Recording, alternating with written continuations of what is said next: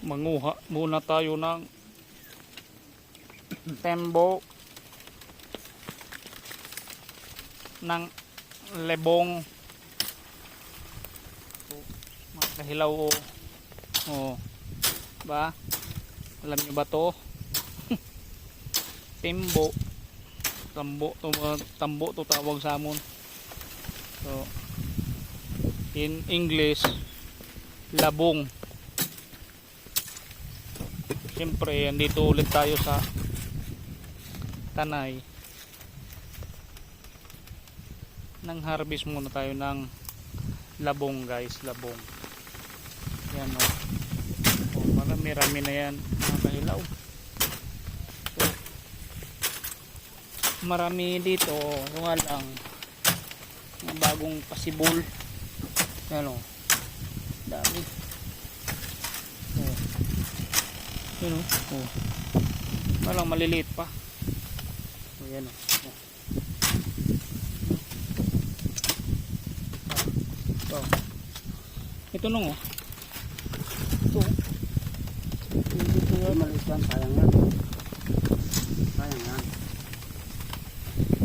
So, itong ano na to, mga kailaw, hindi to yung kawayan. Marami kasing klase ang kawayan. So, may tinatawag sa amin na anunuo. Yung anunuo, yun yung matinik. Matinik yung ano niya, yung mga sanga-sanga. Ito, yan. Yan, matinik yan, mga kailaw, yan. Matinik yan. Ano, oh. Ano, matinik yan. So tawag namin dyan ay anunuo.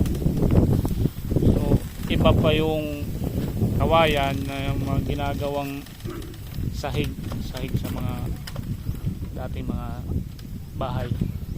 So yun yung kawayan talaga, putong tawag sa amin, yung putong.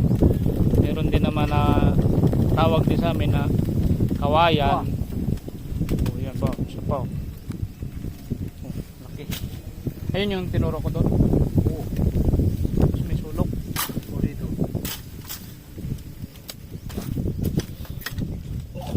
Sayang pa sa'yo. Maliit pa lang. Huwag na yan, maliit. Parang mayroon kayo na ano. Isang linggo pa yan eh. Dami na to. Pag nahaya. Eh, request kasi. Dala daw ako eh.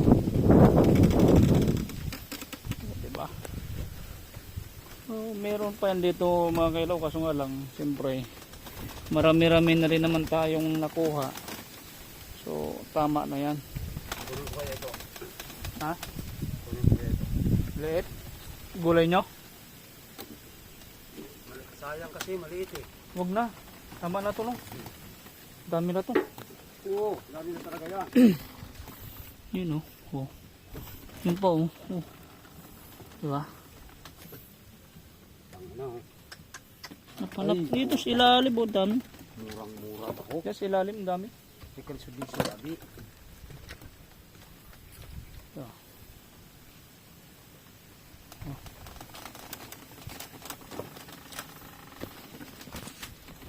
Yun. May gulay na tayo, mga kahilaw. Pag dito talaga sa bundok, madiskarte ka lang dito, hindi ka rito magugutom, mga kahilaw. So yun, shout out sa mga taga bundok.